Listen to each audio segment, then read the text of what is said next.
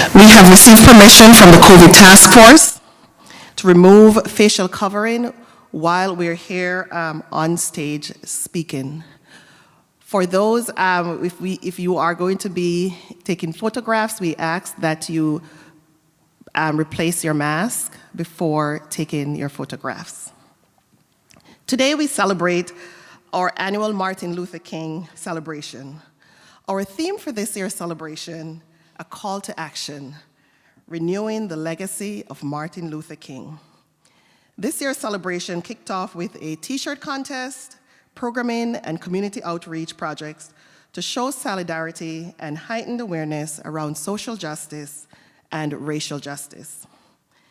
This could not be done without the work of the MLK committee and Annette Schettino. So I will ask the MLK committee to please stand and be recognized.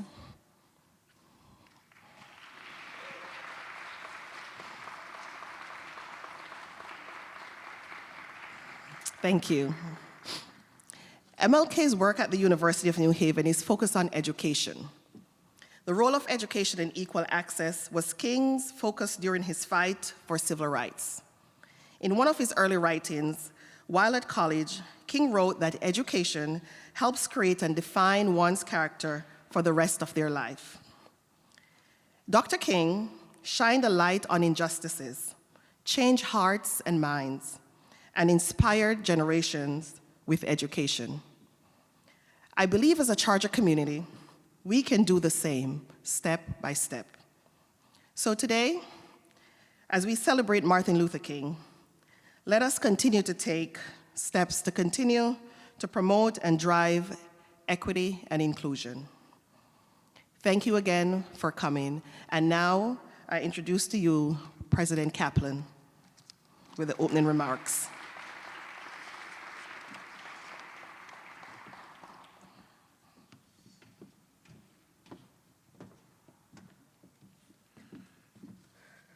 Good evening. We gather here this evening to celebrate the legacy of Dr. Martin Luther King, his life's work, and the impact of his enduring call to action to engage in social change within our communities. This charge is especially meaningful as we as a university embark on a comprehensive strategic planning process in which building upon enhancing and integrating diversity, equity, inclusion, and belonging initiatives across the university are part of our efforts. Please join me in joining Dr. Ro Allen in thanking the members of the committee that helped put together this important event.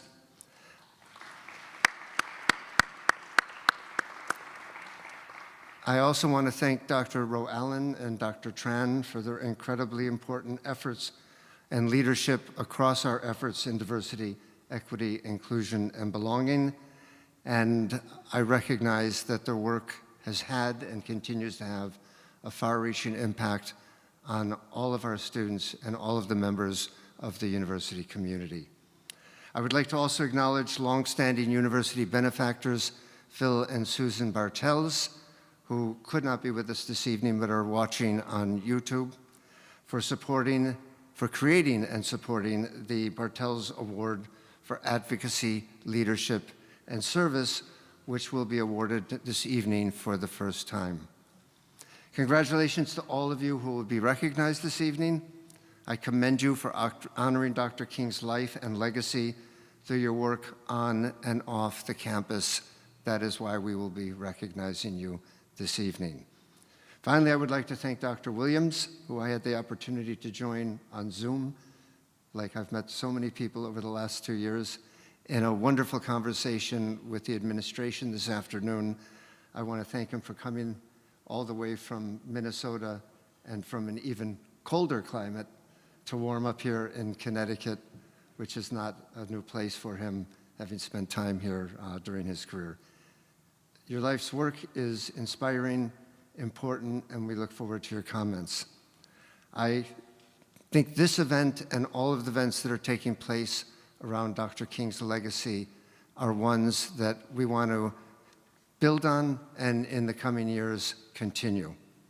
Ultimately, we have, all of us, a responsibility on campus and within the communities in which we live, learn, and work to foster diversity, equity, inclusion, and belonging for all. Through each of you and through our graduates who dedicate their lives to making a difference in our world, we will continue to strive to honor Dr. King's legacy and all he stood for in promoting civil and human rights. I thank you for joining us. I am, under the instructions of my doctor, still being super cautious because of my vulnerability to any exposure to the virus, so I'm going to stay present for a little bit because I can't resist hearing Michael Desir, who I believe is still going to perform live, and after that I'm going to step out and follow the remainder of the program like the Bartels on YouTube. But I'll be with you through the evening and enjoying, as you will, the programming and recognizing the many special individuals who are being honored this evening. And again, I look forward to your talk. So I'll let you get back to the program, Ophelia. And where is Michael? Hi, Michael. Knock him out. Thank you.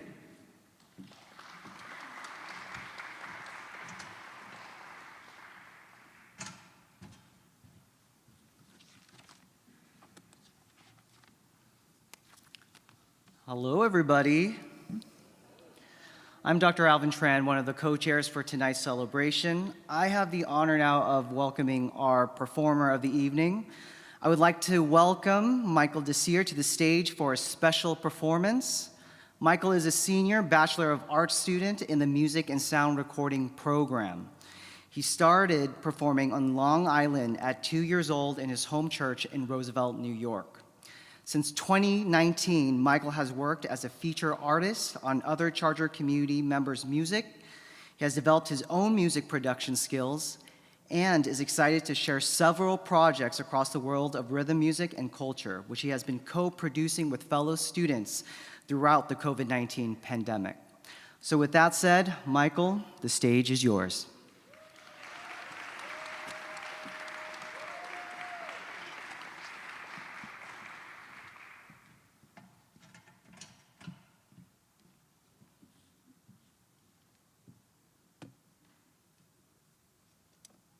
Good evening, everyone. All set.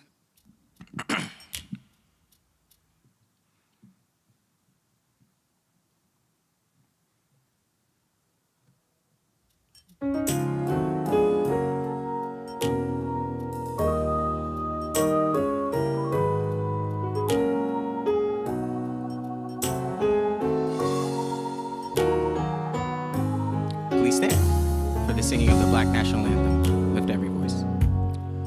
Lift every voice and sing till earth and heaven ring. Ring with the harmonies of liberty. Let our rejoicing rise high as the listening skies. Let it resound loud as the rolling sea. Sing a song full of the faith that the dark past has taught us. Sing a song full of the hope that the present has brought us. Facing the rising sun of our new day begun, let us march on till victory is won. Stony the road we trod, bitter the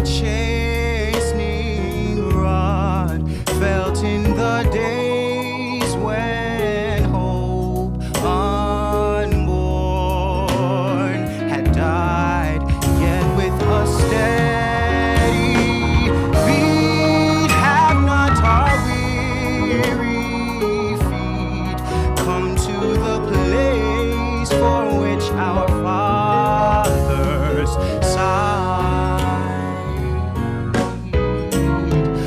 We have come over a way that with tears hath been watered. We have come treading our path through the blood of the slaughtered.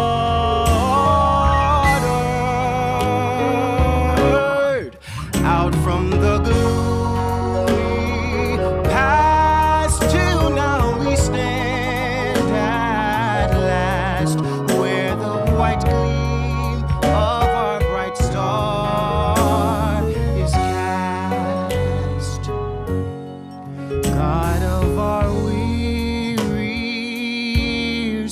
God of our silent tears, thou who hast brought us thus far on our way, thou who hast by thy might led us into the light, keep us forever in the path we pray.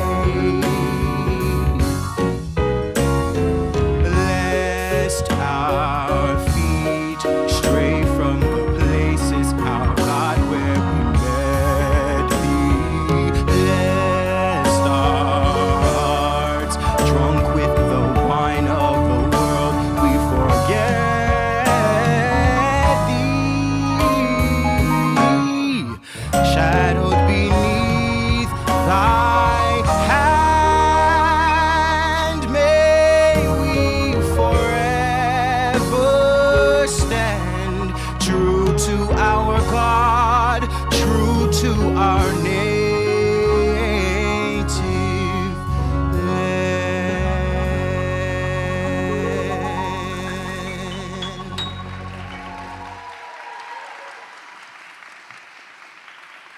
Thank you.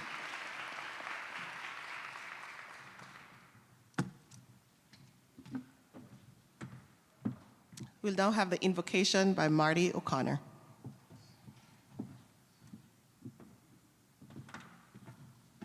First of all, thank you, Michael.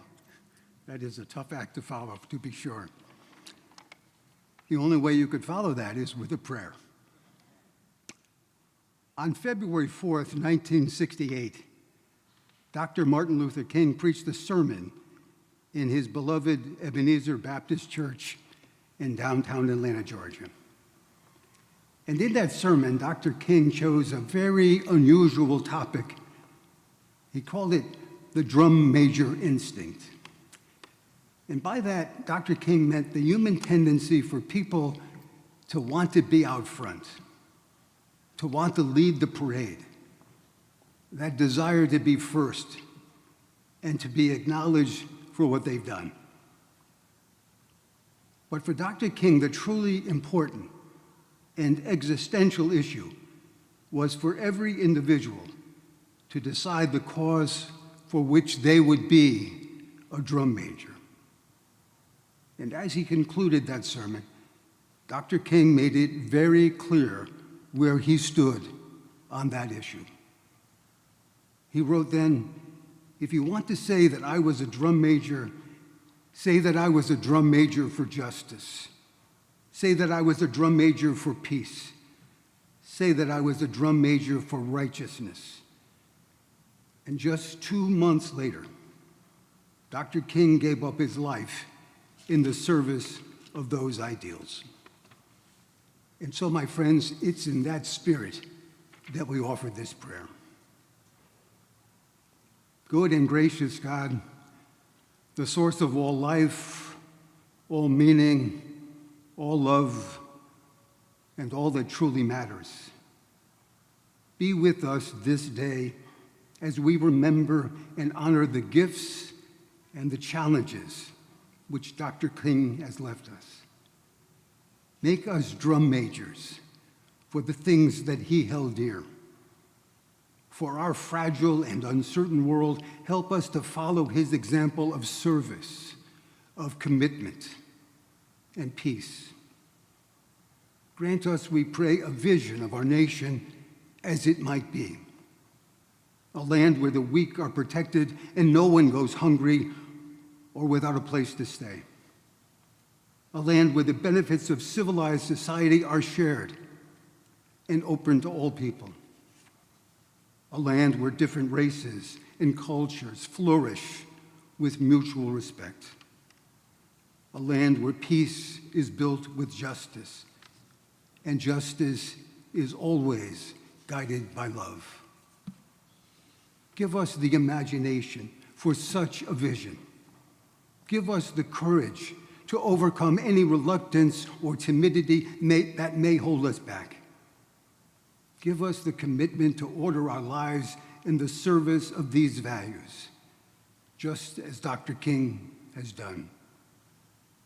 And we make our prayer today and every day to a tender and loving God. And so we say, amen.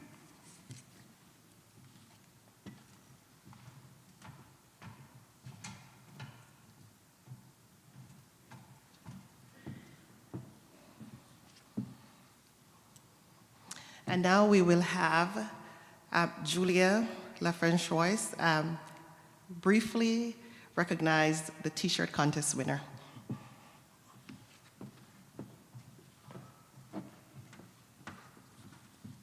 Hello, everyone. Hopefully you can see my tiny self over this. This year we wanted to celebrate what Dr. King represented through creativity and artwork. One way we did this was by encouraging students to submit a design for an MLK Jr. inspired t-shirt. All submissions were wonderful, and we want to say a special thank you to all those who participated. So thank you to Anna Burns, class of 23, Sagar Bata, class of 23 as well, Abigail Chang, class of 22, Morgan Krumrin, class of 22, Isabel Hajek, class of 22, and Caitlin Perez, class of 22. So this year, the winner of the design is Kiana White, class of 23. Thank you for this amazing design for the 21st Martin Luther King Jr. anniversary t-shirt. The design depicts images of Dr. King, Angela Davis, Booker T. Washington, Muhammad Ali, and Shirley Chisholm, powerful Black voices of revolution. With Dr. King's word written at the bottom, "The time is always right to do what is right." So congratulations, Kiana.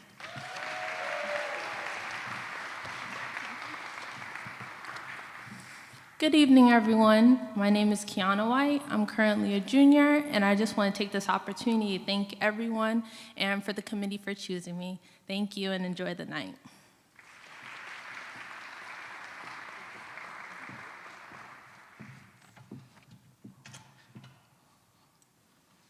And now we will go into the awards. The first, we will ask Linda Okiki, kind of the Director of Accessibility Resources, to hand out the Scholarships Award.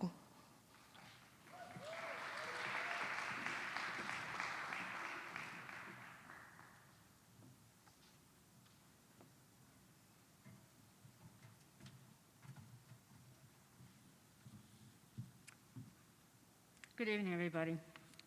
Kind of short, so you probably can't see me, but that's okay. The Martin Luther King Jr. Scholarship Award is presented annually to students who achieved academic success and who embody the values of equality, justice, and nonviolent activism espoused by the late Dr. King. The university's Dr. Martin Luther King Celebration Committee has selected the following two students to receive the Martin Luther King Scholarship Award, which this year will be an amount of $1,027 per recipient. The first scholarship award recipient is Anta Fall. Anta is a junior, cybersecurity major, and member of the National Society of Black Engineers. Anta shares Dr. King's values of equality and justice. As someone in the field of technology, Anta understands that diversity equals increased productivity, and as a young leader, is determined to ensure equity in the area of women and technology. As a representative in the field of technology, Anta is determined to evolve the technical industry to ensure that it is not only available but welcoming, and plans to demonstrate that the technological world's diversity is colorful. Please join me in congratulating Anta Fall on receiving the 2022 Martin Luther King Scholarship.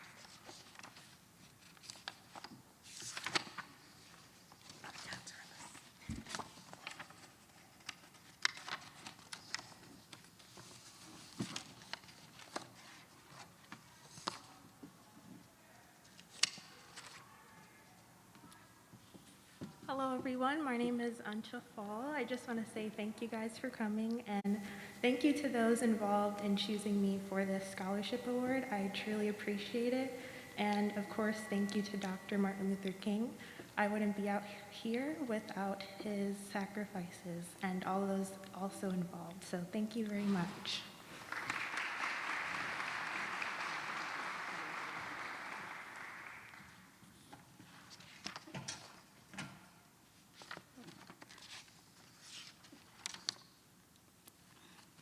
Our second scholarship award recipient is Katushka Ruiz.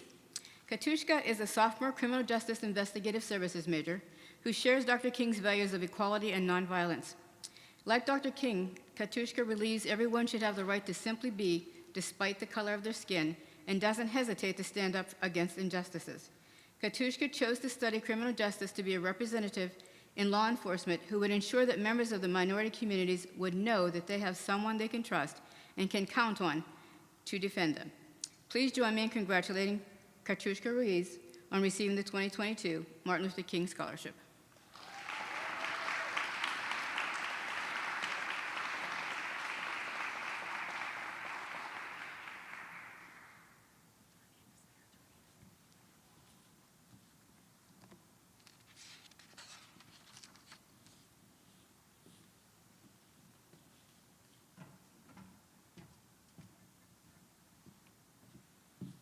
Hi, I'm not very good at speaking in front of a lot of people, so bear with me. First, I would like to start off by thanking the people who selected me for this scholarship. It truly means a lot. Words cannot describe the gratitude and humbleness I feel in this moment. I did not think I would get an award because of the number of students in this university who deserve and are much more worthy than I am. Receiving this award is not only an honor, but a symbol of those who have experienced racial injustice. I would again like to thank you and also my mother, who without her, I wouldn't be up here. She helped me, she raised me right, as I would like to think. She faced a lot of racial discrimination when she had me, and she's definitely a hero of mine. Again, thank you.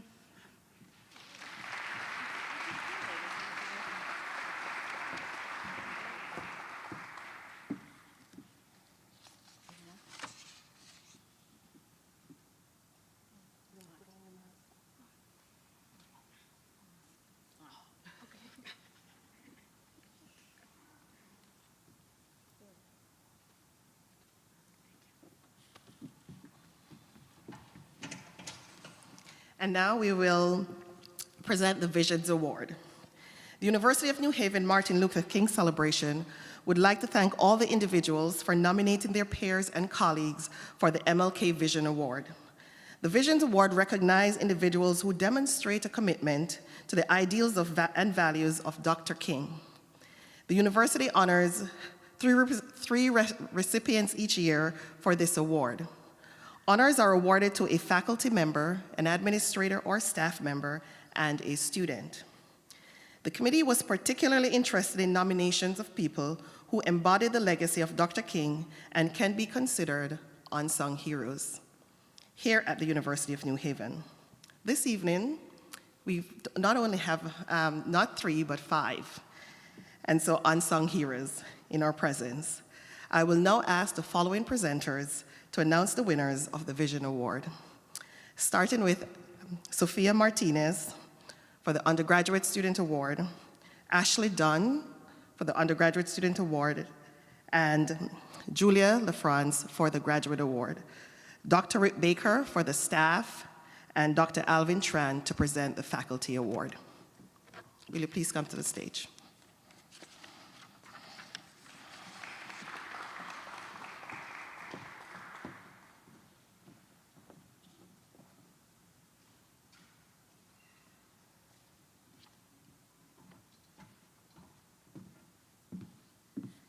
Good afternoon, everyone. I think this is the best I've ever heard the microphone work here, so I'm very honored. All right, for this award, in response to being asked, how would you define an advocate? Our Vision Award recipient wrote this: an advocate, by definition, is someone who publicly supports a cause or action.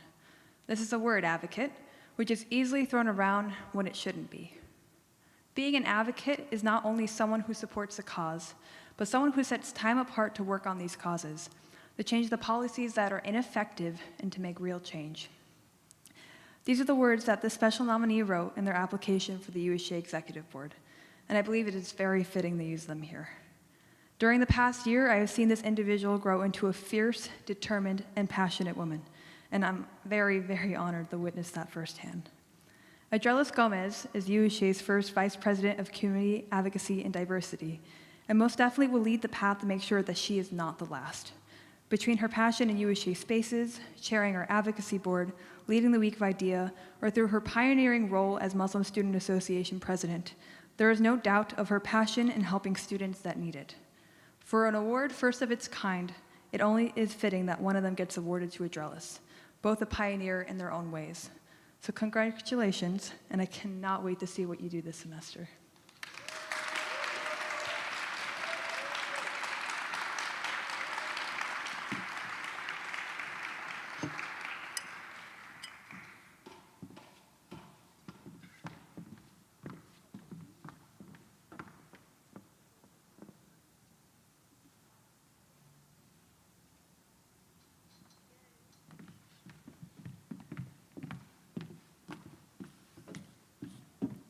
Here. Bismillah. First of all, I would like to give my thanks to all of you for being here. I truly am humbled and honored to be receiving this award. It is an even greater honor to be placed alongside past honorees who have paved the way for students like myself to be standing in front of you today. I believe that in order to do any type of DEIB work, you need to have a community behind you, and without them, I wouldn't be here. So I'm gonna give my special thanks to some. If you don't hear your name, I love you. But first, I would like to give a very big thanks to Zanaya Leon for being the first person to believe in me. To Dr. Khadija Al-Kirby for all of her words of encouragement and helping us start the Muslim Student Association. And last but not least, to my people over at the Maya Center for never letting me quit and just always being there for me when I needed someone. Thank you all, and stay safe.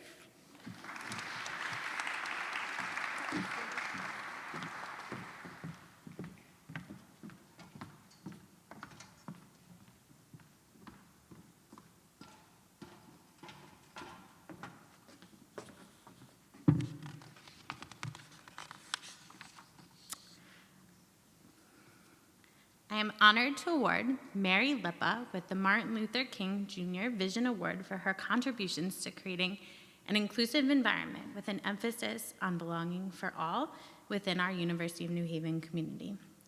Mary is a junior studying psychology with a concentration in forensics here at the university, and she is well known amongst her peers as an ally for the LGBTQ community and a strong advocate for mental health awareness. Mary has served in numerous student leadership roles in an effort to provide peer support, develop awareness within the undergraduate student body, and to serve as a constant advocate for the university's DEI initiatives. Mary exudes her passion for equity and inclusion throughout our community, seeking to move beyond tolerance into true acceptance of one another. Mary is impassioned about educating her peers through the Undergraduate Student Government Association and as a peer educator, while also providing guidance to faculty and staff through her work as a Jedi ambassador. Through her service as a Jedi ambassador, her academic research assistant position with Esperanza United, and her role as a wellness liaison, Mary is continuously seeking opportunities to further our community's understanding and support of marginalized populations. Specifically, Mary has started initiatives to provide unique training and education to faculty on supporting LGBTQ students in the classroom. As a research assistant, Mary has been studying male survivors of sexual and family violence as it relates to help-seeking behaviors in an effort to develop strategies to encourage male survivors to report victimization. And as the current president of Happy U New Haven, a recognized student organization, Mary leads other students as they work to dispel stigmas surrounding mental health and cultivate an environment of positivity, kindness, and respect at the university. Mary has positively impacted so many through her demonstration of kindness and positivity, and moreover, her commitment to creating a truly inclusive community at the university.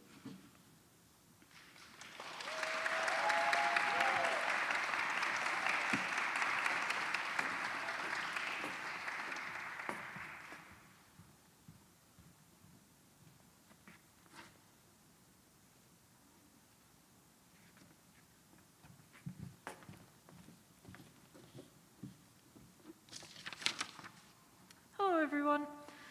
Everything that I do on campus started with a sticky note. If you've seen those around campus, that is something that I've been doing since the 5th day that I've been on campus. Since I put the first note up, there have been so many people who have supported me, and I would like to acknowledge them today. My sincerest gratitude goes out to CeeLo, to Write Love in Her Arms, the Dean of Students Office, USGA, Dr. Tran and Dr. Macias, Lily Manzo, Adrelis Gomez, and most importantly, facilities, for continuing to allow me to put my notes up and spread positivity. With the 5-year plan and the campus climate survey results being put into action, we have a great roadwork to continue to improve our campus each semester. After all, to quote Dr. King, the time is always right to do what is right. Thank you.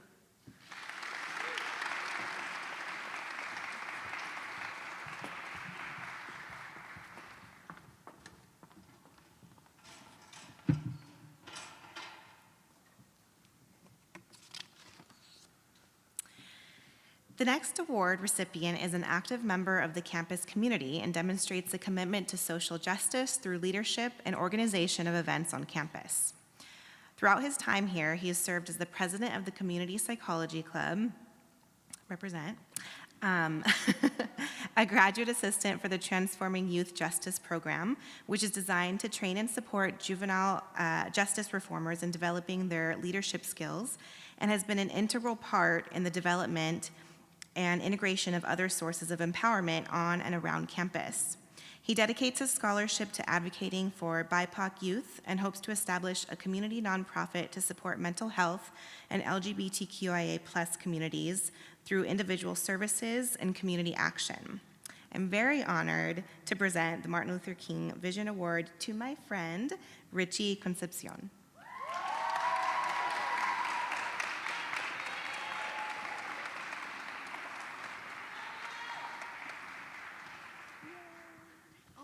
Wait. Hold on, everyone's happy. Okay. We're still celebrating here. No, it's right. Thank you. Thank you. Thank you. I'm also very short, so I can't see any of you. Good evening. My name is Richie Concepcion, and I am so thankful to be this year's recipient of the Martin Luther King Vision Award. I'm a last semester graduate student studying community psychology with a concentration in forensic psychology. Throughout my academic career at the university, I'm so thankful that I've gotten invaluable experiences with the help of my community psychology professors like Dr. Whitson and Dr. Macias, the Tau Youth Justice Institute, specifically Erica Nowakowski, Bill Carbone, and Devin McCormick, and my current internship at the Bridgeport Juvenile Review Board under direction of Dana Forey. Through my 4 years of professional experience working at the Tau Youth Justice Institute, I developed from a jack-of-all-trades student worker to a highly effective professional coordinating our transforming youth justice program. By understanding the best practices effectively used with our young people, we still know there are racial and ethnic disparities within the juvenile justice system, punitive measures used in schools, and poor interactions with police. Being a Puerto Rican male with my other intersectionalities, I have firsthand experience feeling different from others and how their perceptions of me differ when I've sought help growing up. Disparities among communities and cultures remain evident through Connecticut's reform work, even though we are moving in the right direction. This past summer, in collaboration with the Youth Family Engagement Office and New Haven Public Schools, I coordinated a program to provide information to students, high school in particular, about social issues in the community that they may face. It was so inspiring to see many of these students who were people of color and sharing their personal experiences of injustice and finding ways to improve outcomes for youth like them. There is no one right way to fix the problem. We must improve individuals' perceptions of underrepresented communities and allow us to acknowledge the support they need through wraparound services for success and achievement. We need to use a participatory approach to understand the current struggles they are experiencing, training our on-the-ground level staff to use a restorative framework with our minority youth to create these conversations. Thank you to the University of New Haven community for allowing me to develop as an emerging youth justice professional and supporting at-risk youth to promote well-being and become successful adults. As Martin Luther King Jr. says, everyone can be great because anybody can serve. You don't have to have a college degree to serve. You don't have to make your subject and verb agree to serve. You only need a heart full of grace, a soul generated by love. Thank you.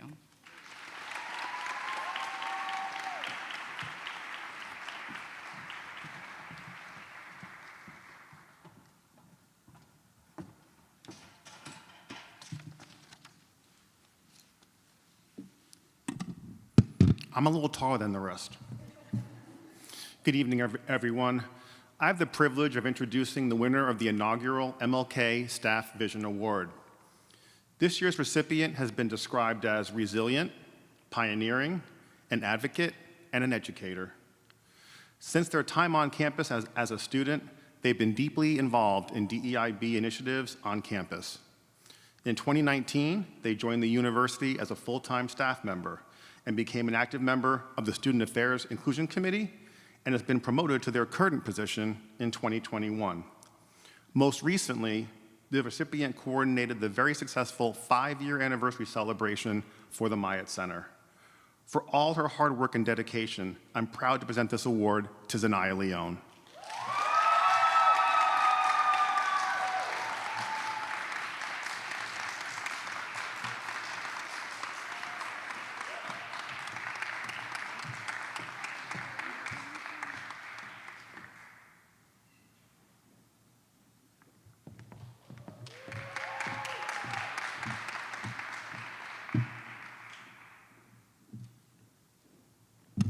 My parents worked very hard on this face, so you're gonna see it.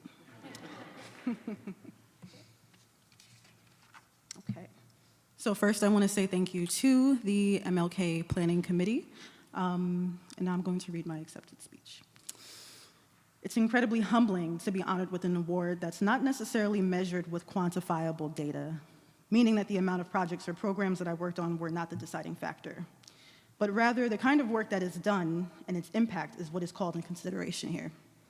Additionally, being honored during a time when we celebrate the life and legacy of the Reverend Dr. Martin Luther King Jr. is significant to me for a few reasons.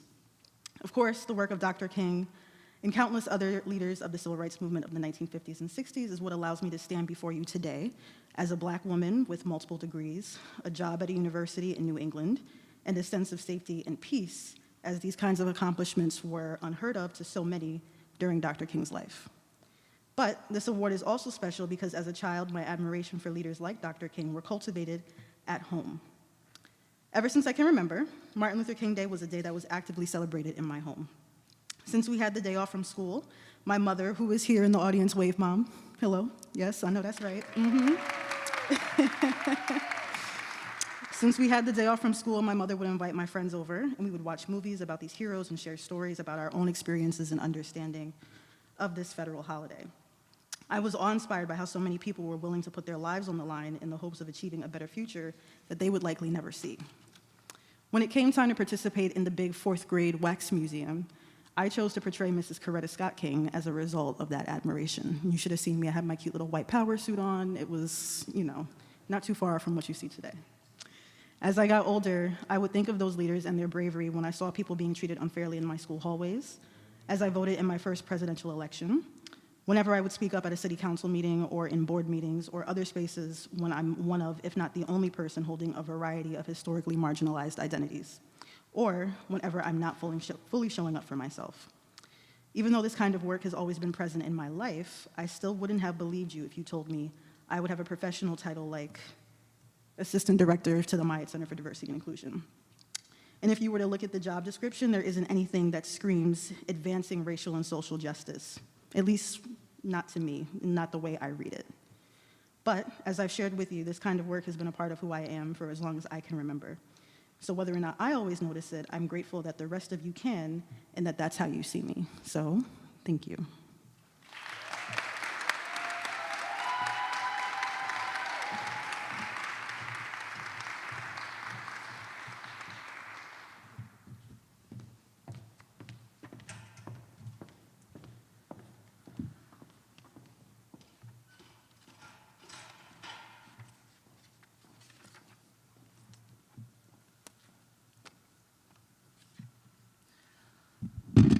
Oops. Hi, everybody. I now have the honor of announcing the Vision Award to an outstanding and truly deserving member of the faculty. This faculty member has an extensive background in social justice research and program development, and is a demonstrated leader on campus. She has been a valued mentor to those who share a passion for applied research that can be translated to action and social change. This year's Faculty Vision Award goes to, and I have an envelope to announce the winner, Dr. Danielle Cooper, Henry C. Lee College.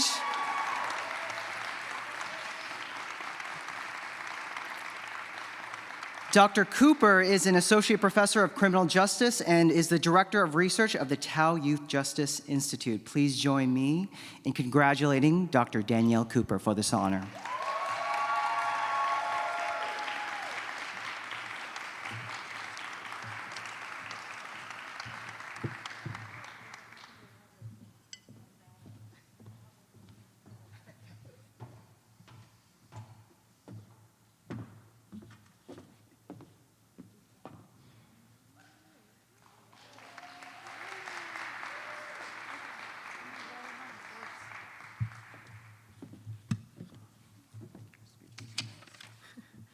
Good evening, everyone. I just first want to say that I'm humbled. I very much think deeply about the legacy of Martin Luther King Jr., both how it is represented to us and misrepresented to us. And so in my time today, in this acceptance speech, I've decided to embody not his words, but the spirit of challenging you to think deeply, challenging you to think critically, challenging you to think openly. So in terms of thinking deeply, I just want to remind you that there's so much more than what we see in many of the celebrations of Dr. Martin Luther King Jr. He really represented the opportunity for us to realize that we have not gotten there yet, and there is reason to be dissatisfied. There is reason to challenge each other and to welcome each other to the work that there's still to do. As you think critically, I just encourage you to realize that the questions are important and not feel threatened by the questions, and instead welcome those questions. Invite yourself to ask more deep questions. Invite yourself to be in that discussion, because we see that that is honestly something that might be dwindling in this moment because of our political climate. So let the people know around you that you welcome that criticalness, that you invite that opportunity. And lastly, in the wellness of being open, just let people know what you need, where you are, what's going on around you, because our faces are covered, so we're super bad at reading your emotions and impressions. But there are a lot of needs going on. And I think that what I take from Dr. King is that our world, in acknowledging that it is not perfect, requires us to be honest with ourselves about what steps we are willing to take to bring ourselves closer there. So I just want to pause and thank God, and thank my mom and my dad and my family and my husband who's here. I bring you greetings on behalf of my unit, Criminal Justice, and the Henry C. Lee College of Criminal Justice and Forensic Sciences in general. I embody public service. I embody social action and social justice. I thank the many mentors that I've had. I thank the women that I serve with in the New Haven alumni chapter of Delta Sigma Theta. I thank all of the opportunities that I've had to be here with you that lead me to be recognized in a way that really flabbergasted me. Honestly, Tran, I took a video of what you said because I said, what are they gonna say? Because I'm just amazed at the opportunities that I have to serve here at the university, and I promise to continue to challenge and to continue to be critical and to continue to be open-minded to the best of my abilities, and I hope that you'll join me in that challenge as well. Thank you.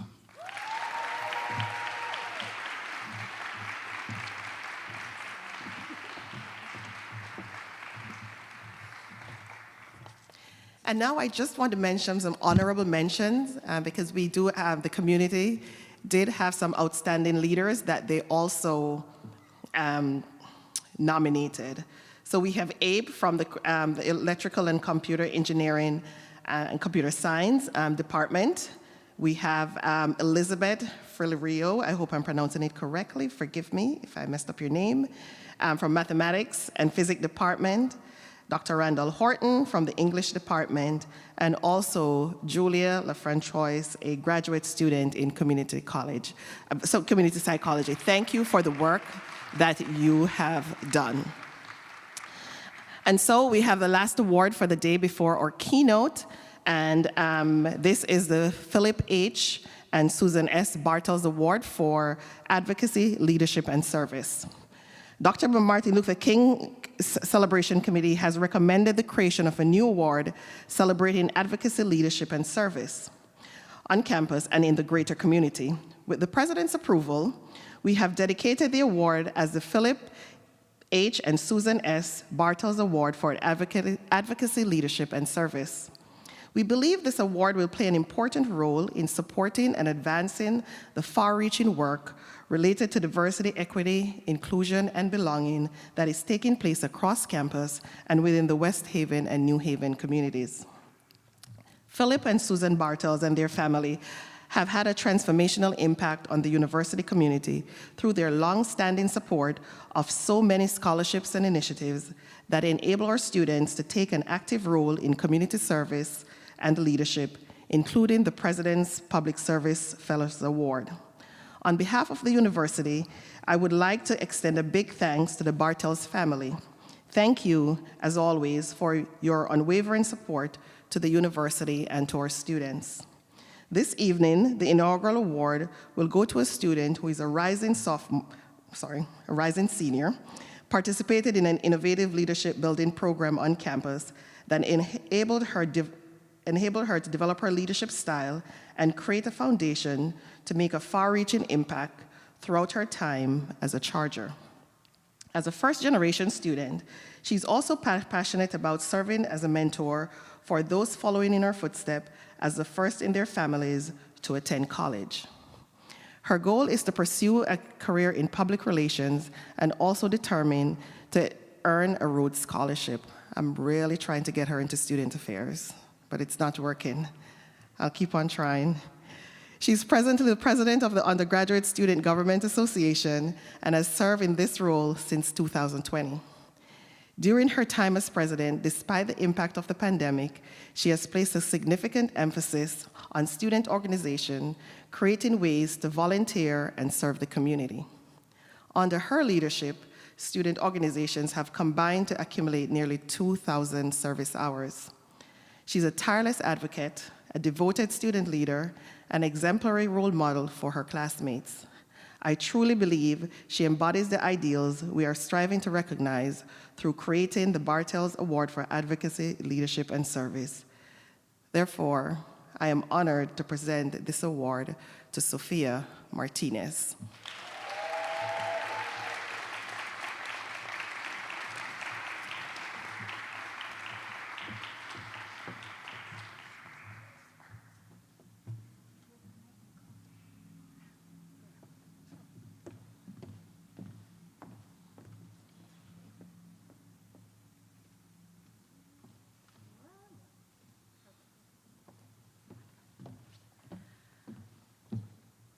That gave me a couple seconds to prevent any tears from coming. When Dr. Rowe Allen called me a sophomore, I couldn't think myself doing this for another 2 years. I want to say thank you to all of you. Truly, when I got the notification that I was nominated and the first selected for this award, I had to take a step back. I want to say thank you to all the alumni and students that came before me for me to even have this opportunity. I am one of the only 4 UHA presidents to ever be female. And I remember walking into a UHA space, not really sure how to find my voice, even if I had one. I grew up as an undocumented student. I wanted to advocate, but when you grow up in that certain way, you don't have a voice. So I want to say thank you to any alumni that are here, for those who are still pursuing their graduate degrees here, for those who are currently working in our CDI, and for those who really showed me what it is to have a voice. I remember the first time that I held a protest. It was the senior year of my high school, March 2018.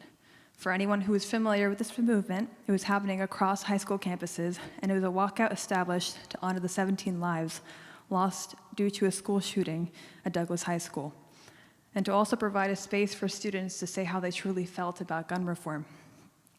I remember getting so much pushback from our principal saying how we were not safe outside, when we were really just trying to tell him we're not safe inside. Advocacy is not safe, and it's not a comfortable option, because comfortable tends to lend itself to compliance. And I've learned that a lot during my time here, a lot about the fights that it takes for equity, the tiredness that you'll feel from those fights, and a fight that I'm honored to be in with our students, staff, and faculty. Our paths toward diversity, equity, inclusion, and belonging is not done yet, and it won't be done by the time that I leave, in 1 semester, not 2 years. But it's a fight worth taking on. It's worth trying to find your voice, using your voice, and helping others to find their voice. It's worth having other people around you when they notice that you're going quiet, for them to find that fire back inside of you. Like I said before, there were things that I could not advocate for myself growing up, and I am so honored to be able to do that for myself and for other people now. I really think I'm going to be looking at this award every single day, trying to figure out how do I live up to it, because advocacy is an active state of working. So thank you to everyone here who has taught me so much about what it takes to fight, how tired it can make you, but why we should do it anyway. Thank you.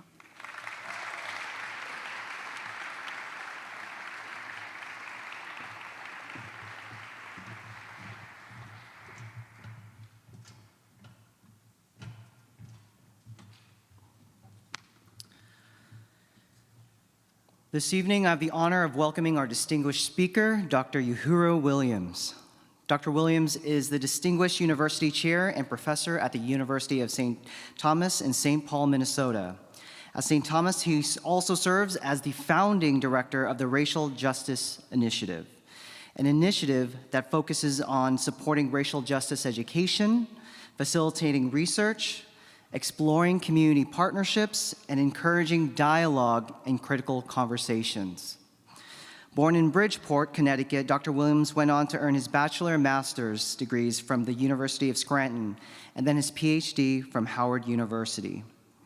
Furthermore, he's the author of numerous publications, including books such as Teaching Beyond the Textbooks, 6 Investigative Strategies, Rethinking the Black Freedom Movement, and Black Politics, White Power, Civil Rights, Black Power, and Black Panthers in New Haven. Following his talk today, we'll have a brief question and answer period. So with that, please join me in welcoming Dr. Williams.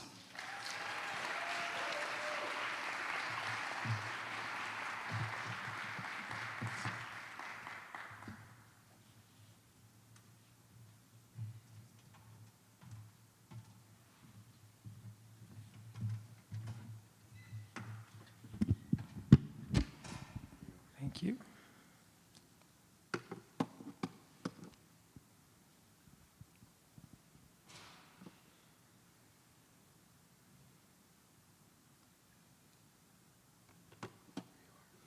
Thanks again. How's everybody doing this evening? Thank you for coming out, Chargers. I want to start by acknowledging all the recipients and thanking you for allowing me to be with you this evening as you're honored for continuing the legacy of the Reverend Dr. Martin Luther King. But I'm going to be very clear with you, because I don't have a lot of time with you this evening, that this will not be a traditional talk. This will be more of a sermon. So it's probably better that you can't see me because I'm short like the other speakers were too. But I want to talk about Dr. King's call to action, renewing the legacy of the Reverend Dr. Martin Luther King, by looking at some writings and speeches by Dr. King which are less familiar but which should resonate with us, because if you take nothing else from this talk tonight, please remember this: Dr. King's values are our values.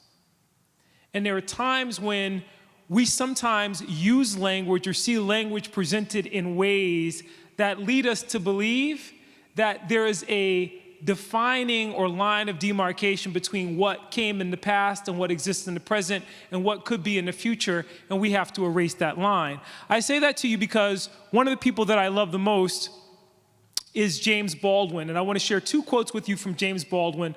The first is important in our contemporary moment when we talk about issues of racial justice, when we talk about equity, when we talk about environmental justice, when we talk about gun control, when we just talk about the importance of recognizing our shared humanity, is that the world changes according to the way people see it. And if you can alter even by a millimeter the way that people look at reality, then you can change it.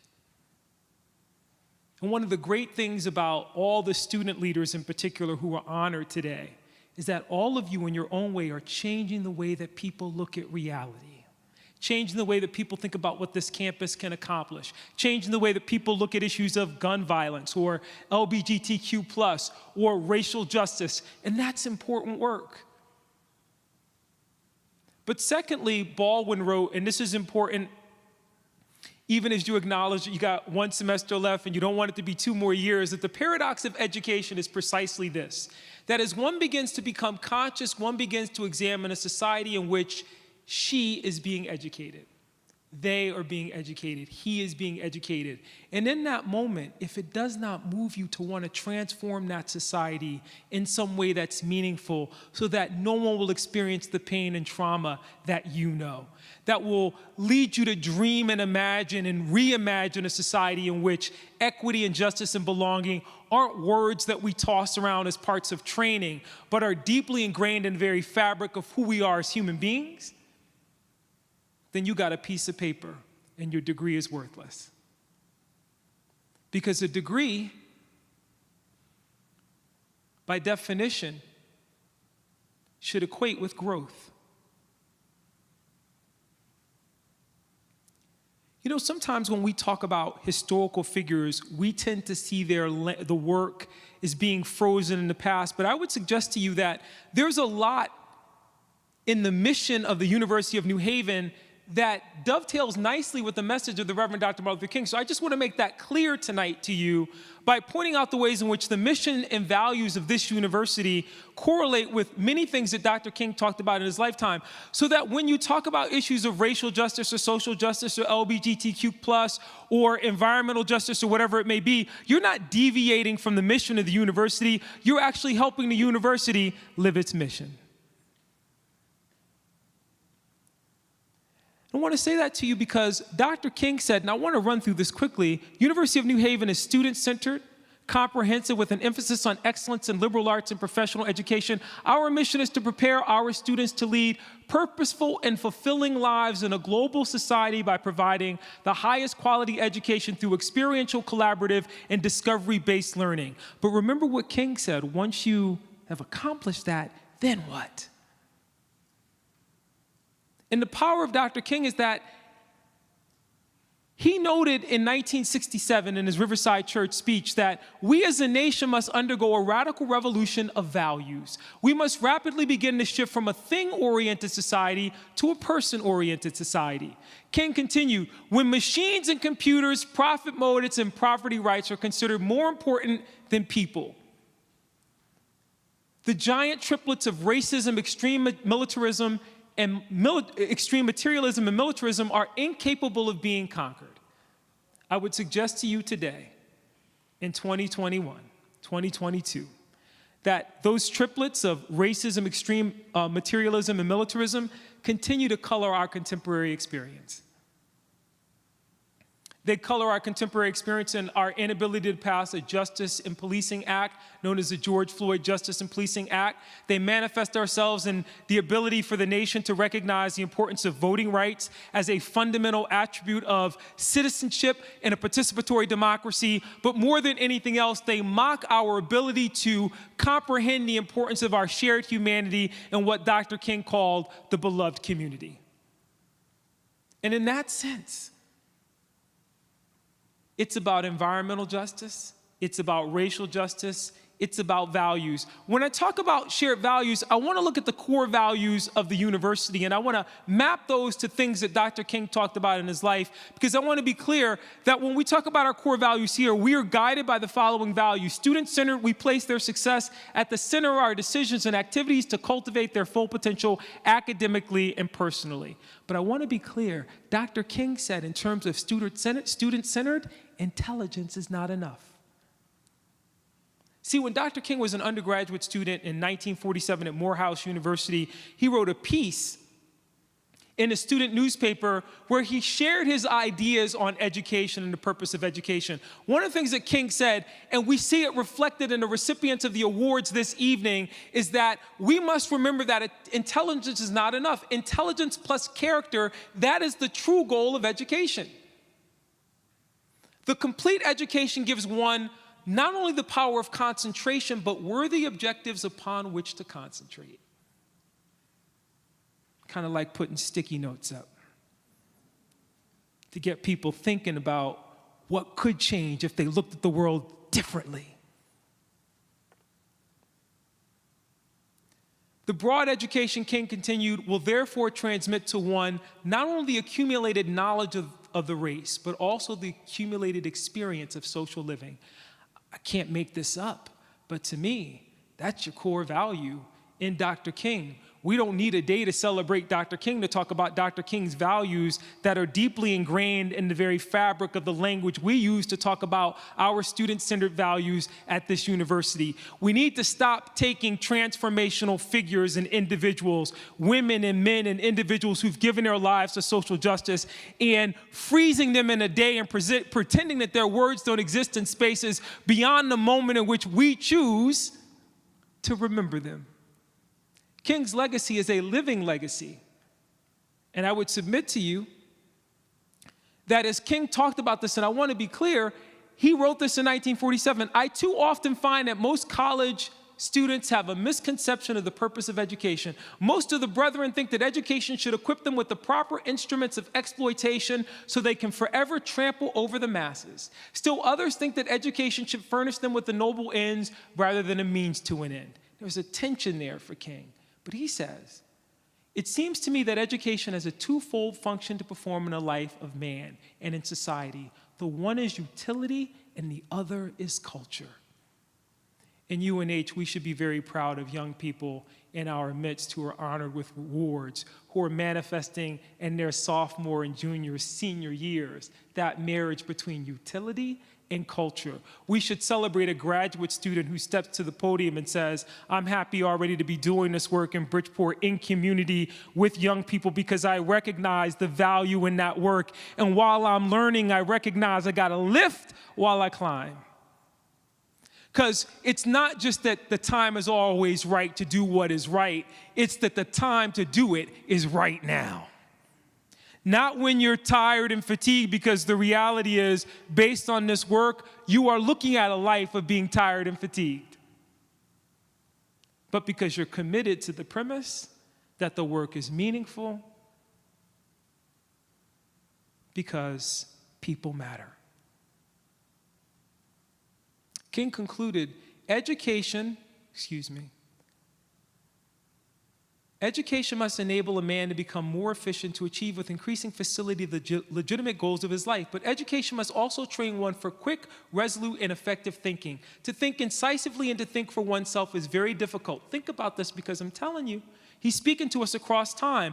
We are prone to let our mental life become invaded by a legion of half-truths, prejudices, and propaganda. At this point, I wonder whether or not education is fulfilling its purpose. King writes this in 1947 in a world where we're not talking about fake news. King writes this in 1947 in a world where people don't have conversations about how social media is skewing the way that we engage in conversation. King is writing this in a moment where there isn't the technological capability we have today, and yet we haven't been elevated as a result of it. We have found ourselves even more isolated and traumatized by virtue of it. And the question in this moment is, what's the university community, who are the young people thinking about pathways forward in which we shift this on its head and revert it to what its true purpose should be, which is elevating and creating opportunities to help people achieve the legitimate ends and goals of their lives.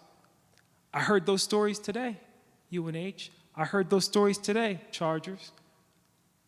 I heard those stories from undocumented voices who found their voice and then stayed in the fight because they recognized they had to amplify and create spaces for others to be able to find their voice as well. I heard that in the work of individuals who recognize that a campus is simply a training ground for the next stage, the next degree of action.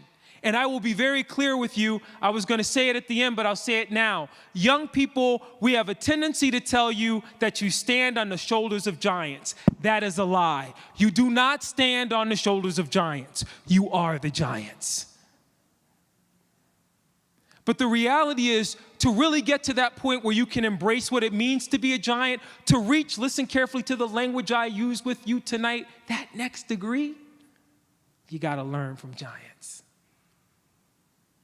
Otherwise, you just might find yourself stepping on people and destroying people in your path, because those triplets that Dr. King talked about, the militarism and the materialism and the extreme racism, will obscure your vision.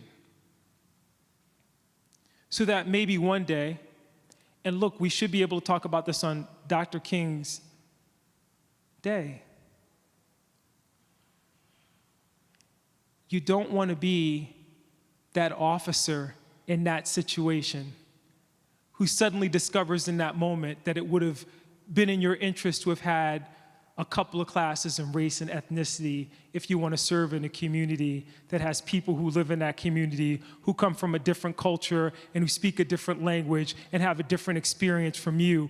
Not because it'll make you a more attractive candidate, but because it makes us all safer. Because in community, we elevate humanity. King concludes, this is where we started, the function of education there is to teach one to think intensively and critically, but education which stops with efficiency may prove to be the greatest menace to society. The most dangerous criminal may be the man gifted with reason, but with no morals. If we're not careful, our colleges will produce a group of closed-minded, unscientific, illogical propagandists consumed with immoral acts. Be careful, brethren. Be careful, teachers. You know why I love this? This isn't seasoned Dr. King at the March on Washington in 1963. This isn't King, the author of 3 books. This isn't King, the author of dozens of articles. This isn't King, the master communicator at the Riverside Church in 1967, or in his final book, Where Do We Go From Here, Chaos or Community. This is King, the college student, in the same place that many of you are right now, doing the work that you are doing right now, inspiring us in that moment to recognize he didn't wake up in 1963 and become Dr. King. He became Dr. King at the feet of mentors like Mom, inspired in community by others who shared his values, undaunted by the fact that the mission of the university may have said one thing, but he interpreted to mean something different. And even in that moment when he was not the Dr. King we know, he was in the process of becoming the person we venerate because he embraced what it meant to be a giant. Don't lose me here, but the other thing that you have in your mission, your values, engage in inclusive community. Think about what King says. UNH, we foster and celebrate diversity, inclusion, equity, and access, and strive for continuous improvement of these. King wrote in a letter from the Birmingham jail, injustice anywhere is a threat to justice everywhere. Everybody loves to quote that, but what they don't quote is the next line, which is the much more important line in the letter from the Birmingham jail. We are caught in an inescapable network of mutuality, tied in a single garment of destiny. Whatever affects one directly affects all indirectly. Not just the justice, it's the fabric of who we are in community. It's the very fabric of our society. It's the very fabric of our humanity. In fact, King goes one step further in his commencement in Oberlin in 1965. King says, look, we talk about engaged and inclusive community. No nation can live alone. We are tied together. Well, I'm looking at the situation in the Ukraine right now, and I'm thinking they could use a Martin Luther King Day there to be reminded of what King was trying to teach with regard to these issues which continually impact us because people are prepared to celebrate the man but not really read the words and the ideas that were behind us. King wrote, first, I'd like to say that we are challenged to achieve a world perspective, not a Connecticut perspective, not a New Haven perspective, not an American perspective, but a global perspective. A perspective that if I were a student on campus today would inspire me to want to go and join the Muslim Students Association because it's important for me to have a perspective different from my own so that I'm not looking at a cookie cutter, cartoonish viewpoint of the people whom I share the planet with, not to mention the neighborhood with. I moved to St. Paul, Minnesota from Bridgeport, Connecticut. In St. Paul, Minnesota, there are Hmong and Somali communities, and it was important to me as Dean of the College of Arts and Sciences to look around at our curriculum and say, how come we don't have any Hmong or Somali history courses at our university? It should reflect the experience of the people whom we share space with, because ultimately that is the way that we develop the consciousness that King is talking about here. Don't lose me when I say this, because this is not a critique of UNH. It's actually a celebration of UNH and a celebration of your values and an opportunity for us to think from this day forward how this very celebration can be an affirmation of who it is that we aspire to be. One community at a time. King said, anyone who feels that we can live in isolation today, anyone who feels we can live without being concerned about other individuals and other nations is sleeping through a revolution. It's 1965, y'all. The world in which we live is geographically one. The great challenge now is to make it one in terms of brotherhood. We got to move from a neighborhood to a brotherhood.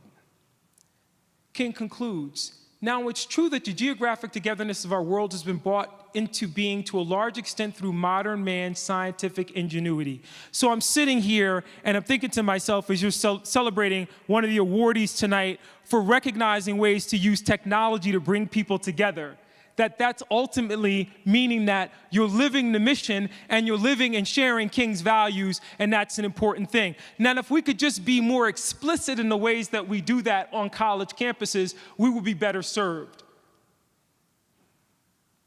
Because at one time, and I'll share this with you very quickly, it was very important for people to say, well, if you're going to be successful, and you're going to be in business, you should have 12 credits of accounting because you never know when you'll be called upon to look at the books or balance a spreadsheet. And I say today, looking at the modern world, that you probably will not be better served than to have 12 credits of ethnic studies or some kind of race or ethnic course, because you will not be able to navigate the world in which we live if you are living in isolation. You should have some modern and classical language, some world history. You should have some global literature. You should have some way of recognizing again, that we are now living in a global neighborhood. And Dr. King was simply cautioning us in 1965 how to be good neighbors. Don't lose me here. King continues, modern man through his scientific genius has been able to dwarf distance and place time and change. I want to tell you that when King wrote this in 1965, the idea that how long it took you to fly from New York to LA, we can do that in 4 hours less today than we could in 1965. But in terms of putting time in chains, I don't want you to lose me here. Last year during the NBA Finals, I was in another part of the country. I flew home and I recorded it on my DVR, and I walked down and I didn't watch the news, and time was in chains because I could rewind live TV and I could watch a sporting event from the evening before. The things that he forecast in that moment that were fantasy in 1965 are a reality today, but he's suggesting that we're sleeping through a revolution because how are we privileging those things in ways that strengthen and solidify the ties that we associate with this global neighborhood? Don't lose me here. King concludes.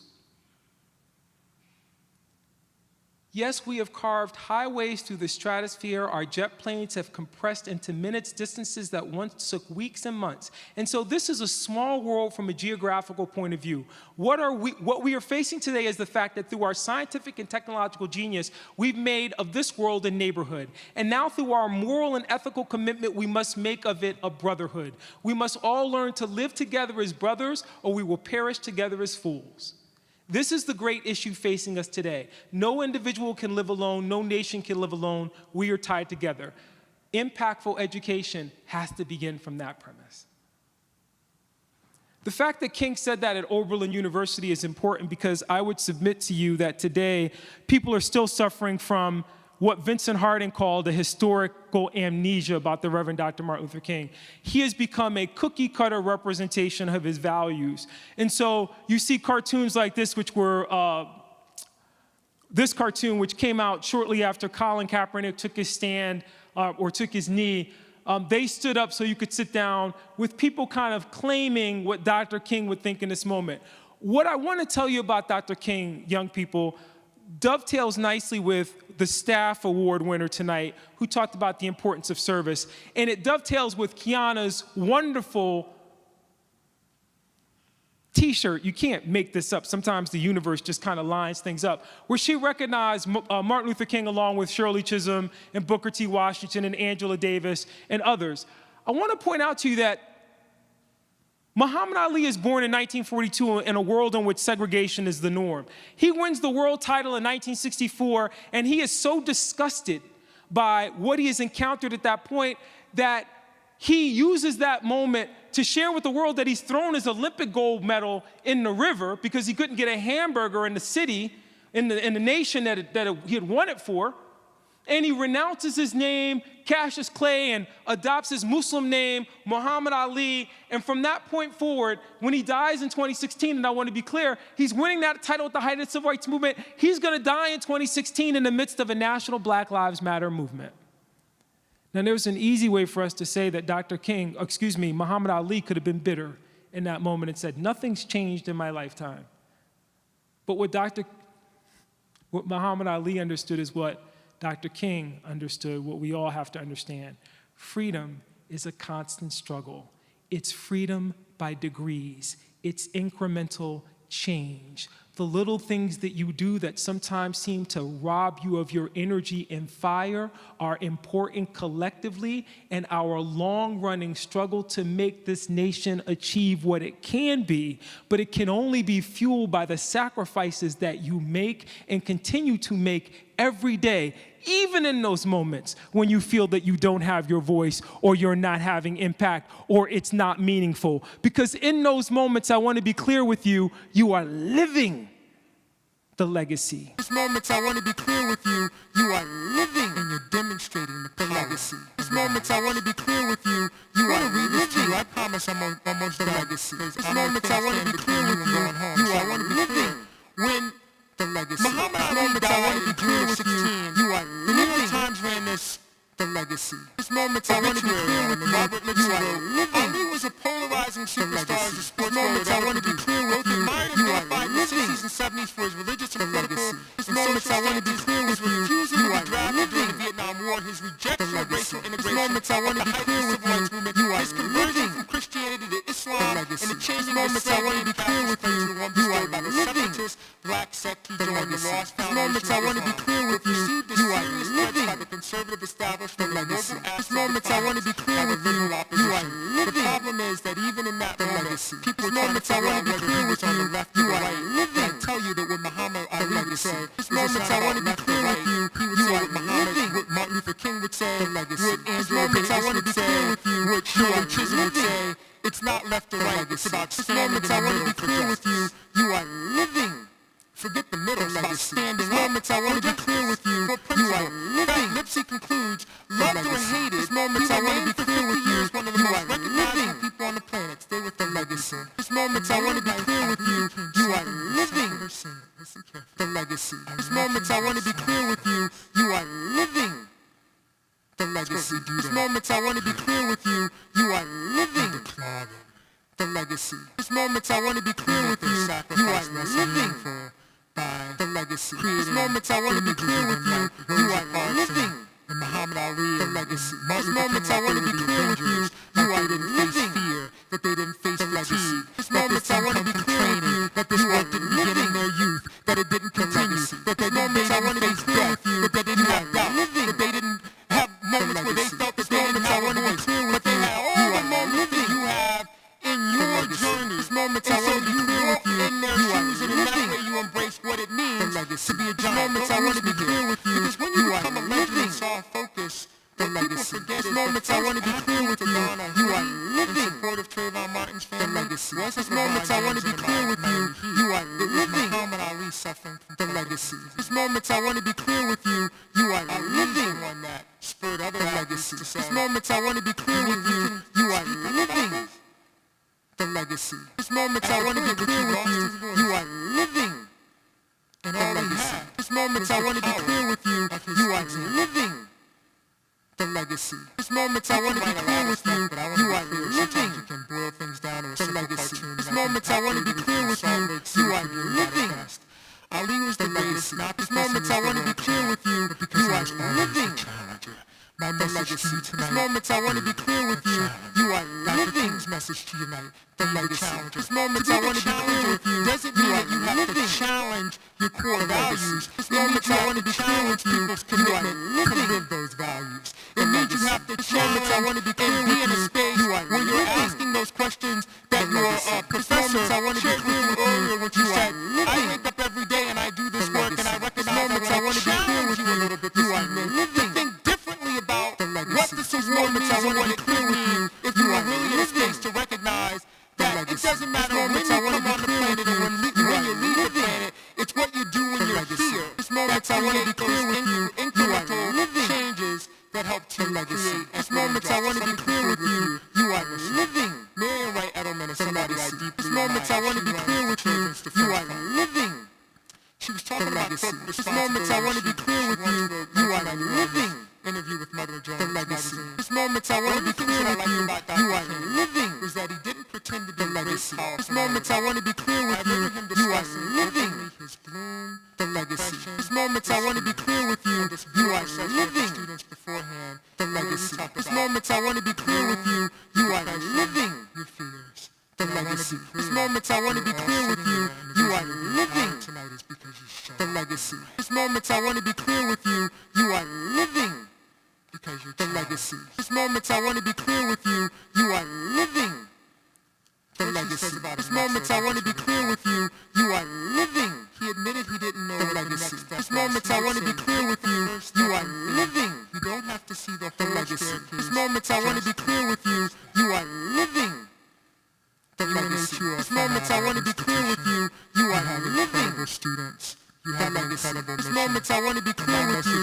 You are living. With regard to Martin Luther King and the legacy of renewing the moments I want to be clear with you. You are living. Being very conscious about the way in which this moments I want to be clear with you. You are living. The words of the Reverend Dr. Martin Luther King. Moments I want to be clear with you. You are the student experience. Rethinking inclusivity. Moments I want to be clear with you. You are that are at the core of the university's mission and identity. Moments I want to be clear with you. You are living. And when people say, well, how do we do that? Moments I want to be clear with you. How do we do it? Have the faith to take the first steps and recognize moments I want to be clear with you. Celebrate today. These faculty members and community members who we celebrate, I want to be clear with you. You are living. Because they know the legacy. These moments I want to be clear with you. You are living. They know the legacy. These moments I want to be clear with you. You are living. I told you I was going to tell the legacy. These moments I want to be clear with you. You are living. women must have been really strong in the 1960s. These moments I want to be clear with you, you are living the legacy. These moments I want to be clear with you, you are living. Because there's no recognition of these moments I want to be clear with you, you are living. As Charles Payne has written, the legacy. There would have been no moments I want to be clear with you are participation of women. In fact, Charles Payne wrote it this way. These moments I want to be clear with you organize, you ain't leading anything unless you got organization. Legacy. And the reality is that organization is the longitudinal lifeblood of movement. These moments I want to be clear with you, mobilizing or a mass organizing movement. Mobilizing. These moments I want to show up for 20 minutes and go home after protest. But organizing is staying in the fight long term. You are running that student organization, mentoring the next generation of leaders, staying involved with the Alumni Association once you go. And as moments I want to clear with you, how can I make this a more equitable and inclusive and belonging space? I want to have no problem telling you historically that if you study people like Ella Baker, moments I want to be like Angela Davis, you study people like Fannie Lou Hamer, then you would know that there's something fundamentally in the DNA of women of color that make them phenomenal organizers. Moments I want to be clear with you, you are living. But I will conclude with you by saying this. Moments I want to be clear with you are living of giants, the legacy. These moments I want to be clear with you are living the legacy. These moments I want to be clear with you are living. Giant up in the dictionary says the legacy. These moments I want to be clear with you are living. Deal with this very quickly. The Martin Luther King's moments I want to be clear with you are living. It's a very short man. The legacy. These moments I want to be clear with you are living. And some little girl in a shawl will get up. These moments I want to be clear with you are living. Is tired hour. Rosa Parks was 42 years clear with you when she refused to give up her seat on that Montgomery bus. Those moments I want to be clear with you, member of the Highlander School. She'd been educated for that moment. I want to be clear with you, Harris's biography, the rebellious life of Rosa Parks. Like moments I want to be clear with you are living. She was tired from work. That was moments I want to be clear with you to challenge the legacy. To be the moments I want to be clear with you are living the legacy. These moments I want to be clear with you, organization. Read the story of the Freedom March. You're talking about a handful of people. These moments I want to be clear with you are living. You just need some people who are really dedicated. These moments I want to be clear with you are living in the values to which we are. These moments I want to be clear with you are living talent or qualities. The legacy. These moments I want to be clear with you are living. I do a lot of programs. These moments I want to be clear with you are living. A beautiful rendition of the legacy. These moments I want to be clear with you are living that everywhere that I went. Legacy. And I've heard it a million times. And the reason I say that is you got all that talent, but what makes it so beautiful I want to be clear with you, sharing it in ways that inspire people. Those spiritual moments I want to be clear with you ways that create what Dr. King called legacy. These moments I want to be clear with you are not living about a ripple. The legacy. These moments I want to be clear with you are living. An extension of friendship. The legacy. These moments I want to be clear with you are an organization that speaks to the needs of people. Legacy. These moments I want to be clear with you are living. The legacy. Support. A ripple of hope is a sticky note placed in exactly the right space. A ripple of hope is a faculty member who says, I could play this straight, get tenure, criminal justice in a way that allows my institution to be at the forefront of what it will mean in the future to privilege public safety over policing. UNH, thank you tonight for having me. It is perhaps in some sense wrong to end on this, but I give you a little bit of a charge tonight. There are so many issues which are plaguing our nation as a whole. Poverty, injustice, violence, indifference. But the reality is, I can't think of any better educational institution situated at this present moment to address these issues than this. You have the mission, you have the students, you have the faculty, you have the administration, and oh, by the way, you got this great synergy with the Reverend Dr. Martin Luther King. Let it not exist on a day where we simply celebrate those who are challenging us to live that mission. Let's ingrain it so fully in the fabric of who we are that when people come up to a charger, they'll say, charger or challenger? I can't tell the difference. Thank you.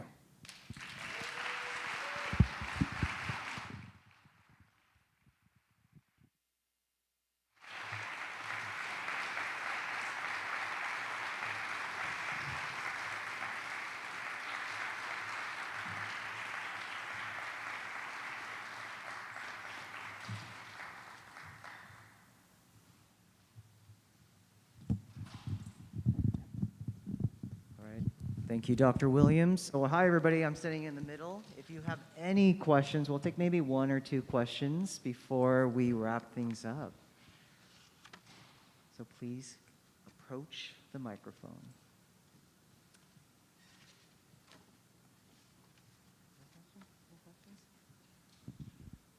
No questions? That's okay.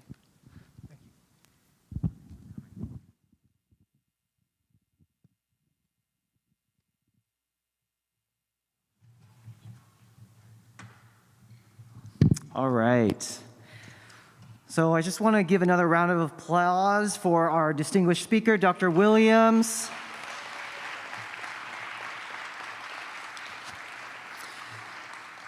So before we conclude, I would like to take a moment to thank our event sponsors. I was very grateful when I reached out to all 5 colleges, and all 5 colleges were like, of course I want to sponsor this event. So let's start with the Henry C. Lee College of Criminal Justice and Forensic Sciences. Thank you so much.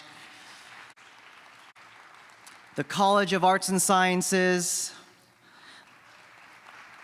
the School of Health Sciences, the Tagliatella College of Engineering, and the Pompeia College of Business.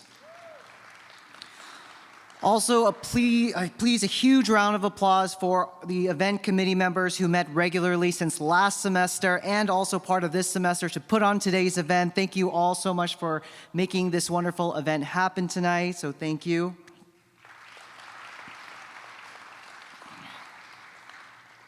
And I gotta acknowledge the award winners again. It was so wonderful to see you all get recognized for your ongoing work and your advocacy on campus. I gotta say, it's been an honor being in this position and being able to work with you to make so many different changes on campus. So thank you to all the winners again.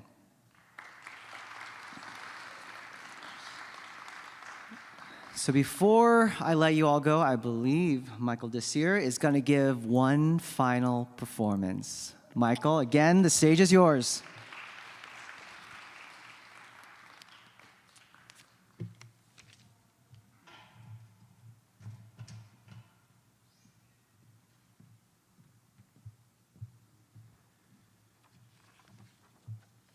So I will level with you all. I had known that I was being offered this opportunity from the Celebration of Excellence last year, and I told myself I was going to get ready and prepare, and life and things happen. Thankfully, it seems like the universe was moving in a few different ways for all of us, because I still ended up printing it in the end of the program.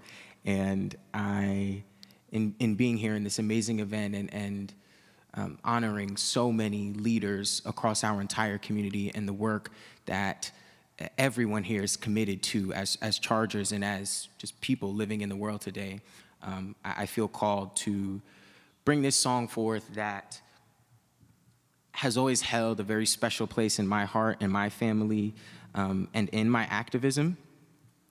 It's a song first recorded and popularized by Mahalia Jackson. And it echoes to me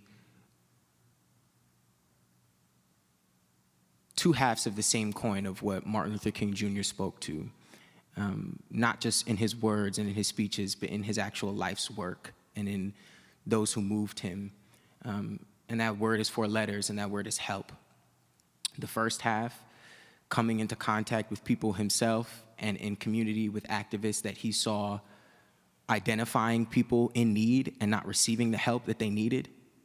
And then the second half of help, moving at all times without rest to provide aid.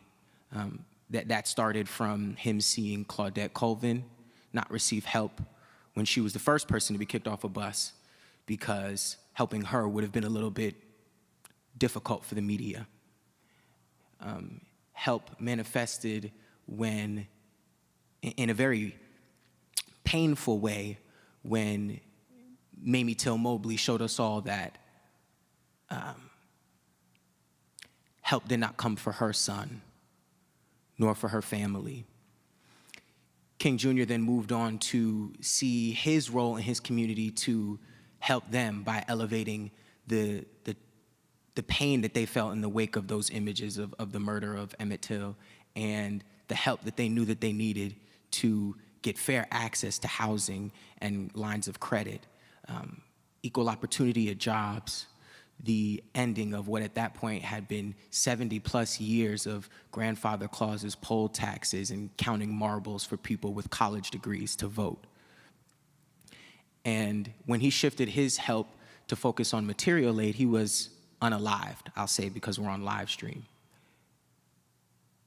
And the story of why he was unalived had been effused for decades, because the material help that he started to call for in our communities, we still do not see. I think of this song by Mahalia Jackson because I know that if any of us here can help somebody, then our living shall not be in vain.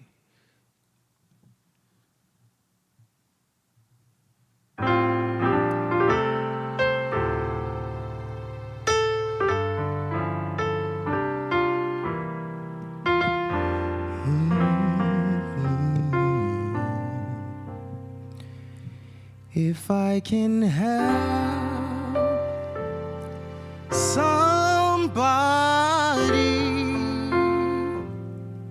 as I pass along, if I can cheer somebody with a word or a song, if I can show somebody that he's traveling wrong, then my living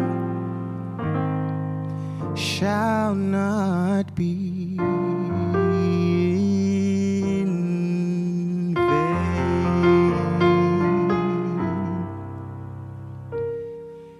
Then my living shall not be in vain. Then my living shall not be in vain.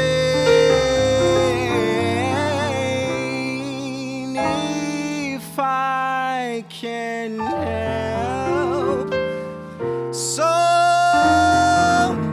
somebody as I pass along, then my living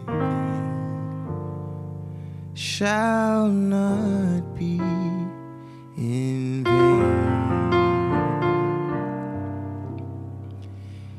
If I can do my duty as a good man, a good Christian, Lord, if I can bring back beauty to a world abroad, if I can spread love's message as the Master taught, then my living shall not be it shall not be in vain.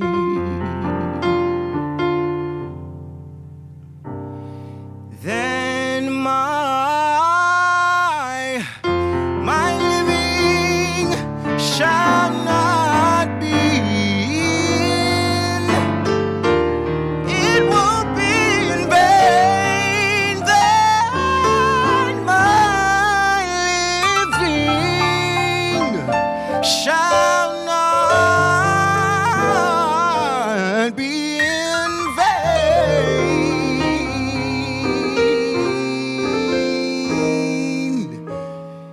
If I can help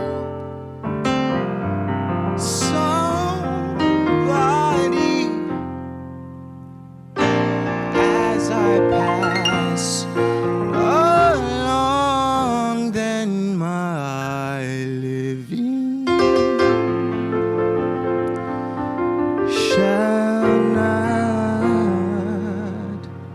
be in vain.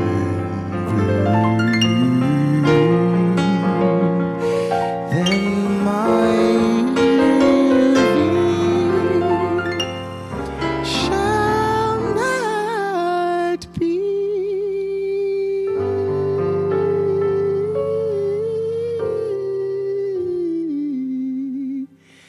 in vain.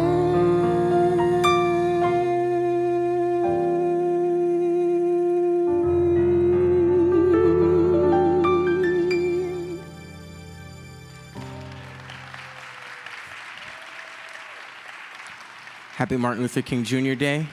Let's renew the charge. Congratulations to all of the award recipients. There's more work to do.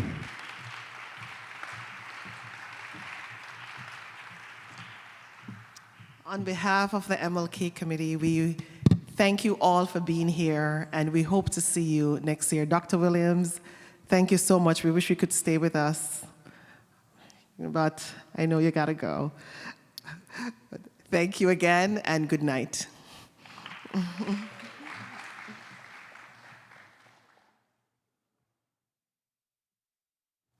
For the recipient winners, we have the cases for your awards. So if you want to come up and get the box.